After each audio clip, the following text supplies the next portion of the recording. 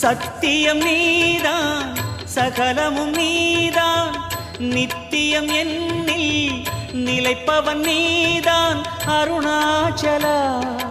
உனை நாடினேன் அருணாச்சலா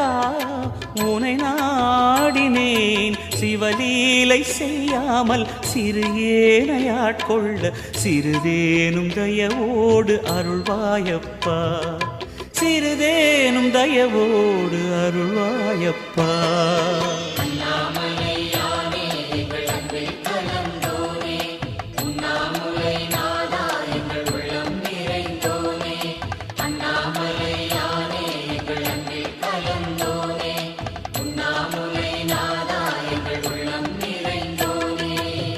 சிவமயமாக தெரிகிறதே